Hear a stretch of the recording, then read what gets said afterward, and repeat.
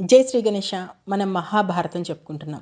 ఎక్కడున్నాం? దైత్యవనంలో అష్ట కష్టాలు పడుతున్నటువంటి పాండవుల దగ్గరికి తాను రారాజునని దర్పం చూపించడానికి వెళ్ళాడు దుర్యోధనుడు. కానీ అక్కడ గంధర్వుడు చిత్రసేనుడితో జరిగినటువంటి యుద్ధంలో దారుణంగా ఓటమి పాలవడంతో చిత్రసేనుడు దుర్యోధన్ని జుట్టు పట్టుకొని ఈడ్చుకుంటూ వెళ్తుంటాడు. ఈ విషయము అక్కడ ఉన్నటువంటి కౌరవ సైన్యం దగ్గరలో ఉన్నటువంటి పాండవులకు చెప్పింది. ఇంతవరకు తెలుసుకున్నాం కదా. ఈరోజు దుర్యోధనుని ఏ విధంగా కాపాడతారు పాండవులు చూద్దాం. ఇప్పుడు దుర్యోధనుని ఎంత దారుణంగా ఈడ్చుకెళ్తుంటాడంటే చిత్రసేనుడు అతని జుట్టు పట్టుకొని రథం వెనుక 2 చేతులు కట్టేసి తాను ముందు రథం మీద వెళ్తూ వెనక దుర్యోధన్ని ఈడ్చుకుంటూ వెళ్తుంటాడు. దుర్యోధనుని వెనుక దుర్యోధని భార్యలు, తమ్ముళ్ళు, సైన్యం అంతా కూడా అలా ఈడ్చుకుంటూ ముందుకు వెళ్తుంటారు గంధర్వులందరూ కూడా. సో ఇంత దారుణమైన పరిస్థితిలో ఇక్కడ దుర్యోధనుడు ఉంటాడు. అక్కడ దగ్గరలోనే ఉన్నటువంటి పాండవుల దగ్గరికి కౌరవ సైన్యం వెళ్ళిందని చెప్పుకున్నాం కదా. ఇప్పుడు కౌరవ సైన్యం వెళ్ళి రారాజు బందీగా ఉన్నాడు, రాణులు బందీగా ఉన్నారు, దయచేసి విడిపించండి అని చెప్పేసి ధర్మరాజు కాళ్ళ మీద పడతారు. కానీ భీముడు ఏమంటాడు? మంచి అయింది, మాకేదో అన్యాయం చేయాలని, మమ్మల్ని ఏదో బాధ పెట్టాలని వచ్చాడు, చివరికి తాను తీసుకున్న గోతిలో తానే పడ్డాడు దుర్యోధనుడు. మంచి అయింది, చస్తే పీడ విరగడైపోతుంది అన్నట్టుగా భీముడు మాట్లాడతాడు. దీనికి ధర్మరాజు, మనం బయట వాళ్ళ దృష్టిలో వేరే ఉండొచ్చు, కానీ బయటవాడు అంటూ మన దగ్గరికి వస్తే ఖచ్చితంగా కౌరవులు పాండవులు వేరు కాదు, పద వెళ్దాము, మనం వెళ్ళి దుర్యోధను విడిపిద్దాము అని చెప్పేసి ధర్మరాజు అంటాడు.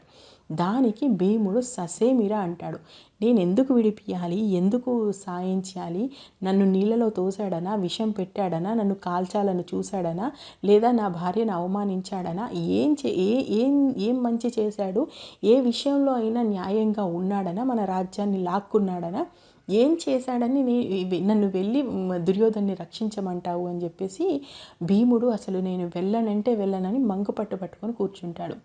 ధర్మరాజు మళ్ళీ ఇలా భీముని దగ్గరికి తీసుకొని, భీమా, మనల్ని శరణంటూ చొచ్చితే శత్రువునైనా సరే క్షమించి వదిలేయాలి, అక్కడ ఉన్నది మన తోబుట్టు, మన రక్తం పంచుకొని పుట్టినవాడు, ఎలా వదిలేస్తాము దుర్యోధన్ని? అలా దుర్యోధనుడికి ఏమన్నా అయితే రేపు ధృతరాష్ట్రుడికి కానీ గాంధారీ మాతకు కానీ ఏం సమాధానం చెప్పుకుంటాము? అయినా మనల్ని శరణు చొచ్చి వీళ్ళు వచ్చినప్పుడు వీళ్ళని రక్షించాల్సిన బాధ్యత మనదే. ఎంత దుర్యోధనుడు మనకి ఎంత అన్యాయం చేసినా కానీ ఇప్పుడు తాను సమస్యల్లో ఉన్నాడు, తనను రక్షించాల్సిందే అంటాడు. భీముడు ససేమిరా అని కూర్చుంటాడు. అర్జున నకుల సహదేవులు ఏమీ మాట్లాడరు, వాళ్ళు మౌనంగా ఉంటారు. ఈ డిస్కషన్ అంతా ధర్మరాజుకి భీముడికి మధ్యలోనే నడుస్తుంది. నువ్వు ఎన్నైనా చెప్పు, నీ అతి మంచితనం వల్ల మనకు సమస్యలు పెరుగుతున్నాయే కానీ తగ్గట్లేదు, మేము వెళ్ళమంటే వెళ్ళము, ఆ దుర్యోధనుడు చచ్చాడన్న మాట వింటే మనకి ఇక సంతోషం, మన శత్రు సైన్యం మొత్తం చచ్చిందని చెప్పేసి మనం పండుగ చేసుకుందామని చెప్పేసి భీముడు అంటూ ఉంటాడు. సో ఇలా ఇద్దరి మధ్యలో చాలాసేపు నచ్చ చెప్పడానికి ధర్మరాజు చూస్తాడు. చివరికి ధర్మరాజు ఏమంటాడంటే, సరే నువ్వు వెళ్ళని అంటున్నావు కదా, నేను నీకు చెప్పడానికంటే ముందే నేనే నా తమ్ముని రక్షించడానికి వెళ్ళేవాడిని, కానీ నేను యజ్ఞ దీక్షలో ఉన్నాను, దీక్ష మధ్యలో వదిలేసి వెళ్ళడం తప్పు కాబట్టి నేను వెళ్ళక నిన్ను అడిగాను. సరే నువ్వు వెళ్ళనంటున్నావు కదా, అలా అయితే నేనే వెళ్ళి నా తమ్ముని రక్షించుకుంటాను అంటాడు. నిజంగా ఇక్కడ ధర్మరాజు మంచితనం చూడాలి. మంచితనమో ఇది అతి మంచితనమో అమాయకత్వమో కూడా తెలియదు. అన్ని కష్టాలు పెట్టిన దుర్యోధనుని కాపాడడానికి వెళ్తాడు. ఒక్క మాటే అంటాడు ధర్మరాజు, నువ్వు దుర్యోధన్ని చూస్తున్నావు, కానీ ఆ చిత్రసేనుడు బంధించింది దుర్యోధనుడి భార్యల్ని, అంటే మన కుల స్త్రీలని, వాళ్ళ మర్యాదకు భంగం కలిగితే అంతకంటే దారుణం ఇంకొకటి లేదు. అంతమంది స్త్రీలు ఒక దుష్టుడి చేతుల్లో పడిపోయిన తర్వాత మన ఇంటి ఆడవాళ్ళను వదిలేసామంటే అంతకన్నా దారుణం మరొకటి లేదు, నేనే వెళ్తాను అయితే యుద్ధానికి అని చెప్పేసి ధర్మరాజు బయలుదేరబోతాడు.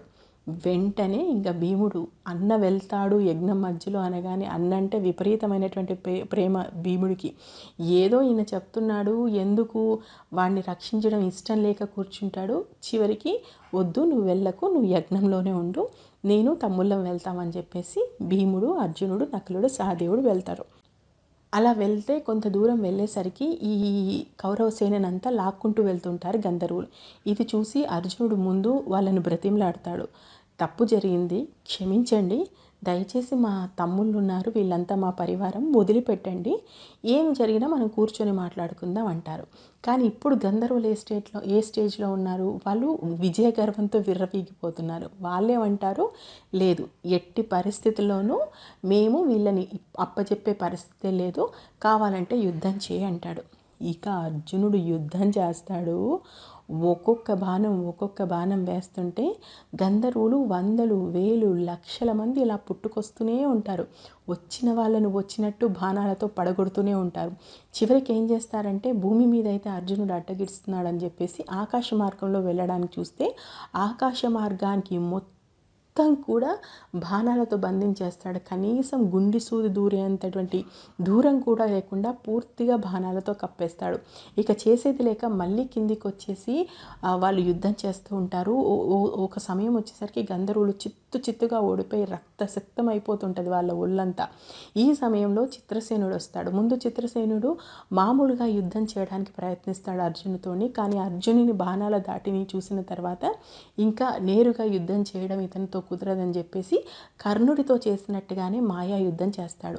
ఇక్కడ అర్జునుడికి కర్ణుడికి తేడా ఏంటంటే, కర్ణుడు కేవలము చిత్రసేనుని ఓడించే పనిలో మాత్రమే ఉంటాడు. కానీ అర్జునుడు అలా కాదు. అర్జునుడు తన రథసారథిని, తన చక్రాల్ని, తన ఛత్రాన్ని, తన రథాన్ని అన్నింటినీ రక్షించుకుంటూ యుద్ధం చేస్తాడు. ఇలా రక్షించుకోలేకనే కర్ణుడు అక్కడ ఓటమి పాలవుతాడు. కానీ అర్జునుడు తన చుట్టూ ఉన్న వాళ్ళనంతా రక్షించుకుంటూ యుద్ధం చేస్తాడు.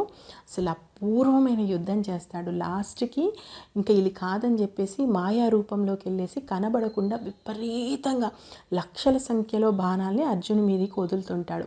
దాంతో అప్పుడు అర్జునుడు ఏం చేస్తాడంటే, ఒక్కసారిగా కళ్ళు మూసుకొని చెవుల్ని రిక్కించి శబ్దభేది బాణాలను వదులుతాడంటే, ఎక్కడి నుంచి వస్తుంది ఆ శబ్దాన్ని గ్రహించి అలా బాణాలను వదులుతాడు. చిత్రసేనుడి ఒళ్ళంతా గుల్ల అయిపోతుంది బాణాలతోటి. దానితో చిత్రసేనుడు అర్జునుడు ముందుకు వస్తాడు. విచిత్రమైన విషయం ఏంటంటే, ఈ చిత్రసేనుడు ఎవరో కాదు, అర్జునుడికి గతంలో స్నేహితుడు, అర్జునునికి వాయువేగంతో నడిచేటువంటి గుర్రాలను ఇచ్చినటువంటి వ్యక్తి. చిత్రసేనుని చూడగానే అర్జునుడు అడుగుతాడు, ఏంటి మిత్రమా, నువ్వేనా ఇంతసేపు నాతో యుద్ధం చేసింది, ఎందుకు యుద్ధం చేశావు అంటాడు. అప్పుడు చిత్రసేనుడు ఏమంటాడంటే, ఈ దుర్యోధనుడు ఎంత నీచానికి దిగజారాడంటే, మీరు ఇన్ని కష్టాలు పడుతుంటే మీ కష్టాలను చూసి మిమ్మల్ని హేళన చేయాలని చెప్పేసి తన భార్యల్ని, అన్నదమ్ముల్ని అందరినీ వెంట వేసుకొని ఇక్కడికి వచ్చాడు. మిమ్మల్ని హేళన చేయడానికి వచ్చాడన్న సంగతి తెలిసే ఇంద్రుడు నన్ను రంగంలోకి దింపాడు. కావాలని నేను ఈ దుష్టుని పట్టుకున్నాను. నేను వీడిని ఇప్పుడు ఇంద్రుడి దగ్గరికి తీసుకెళ్తున్నాడు. వీడికి మరణమే శరణ్యం అని చెప్పేసి గంధర్వుడు అంటాడు.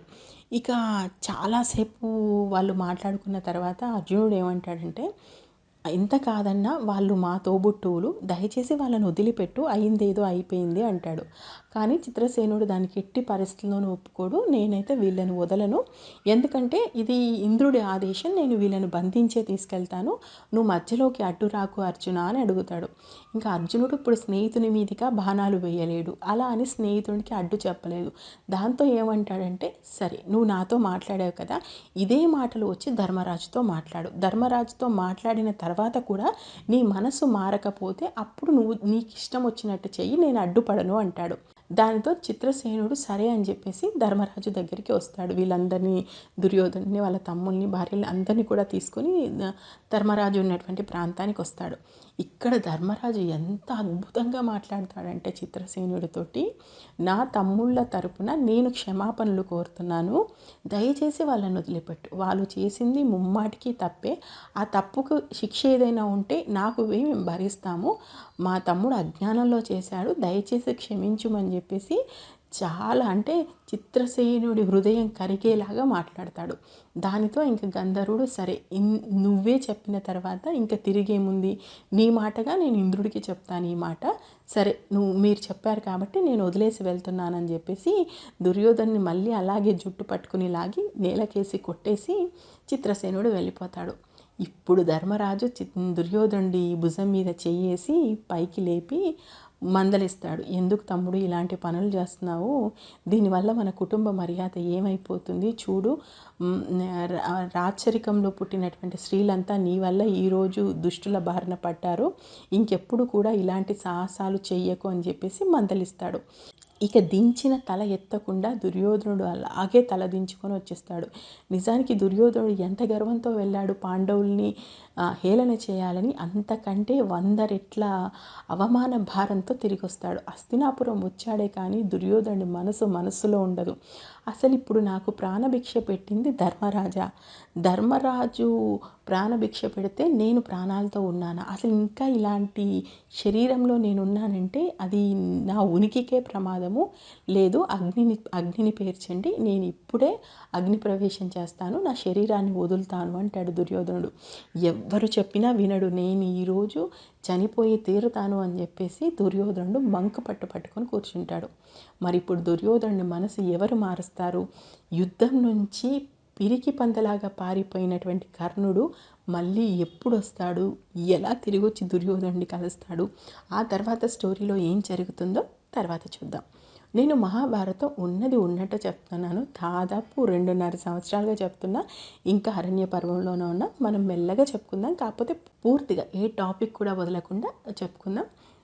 ఇప్పటి వరకు ఏం జరిగిందో మహాభారతంలో తెలుసుకోవాలంటే మన ఛానల్లో ప్లేలిస్ట్లోకి వెళ్తే మహాభారతం ప్లేలిస్ట్ ఉంది, అందులో ఇప్పటివరకు జరిగిన కథ అంతా ఉంది. మీకు నచ్చితే ఆశీర్వదించండి. Thank you. జై హింద్.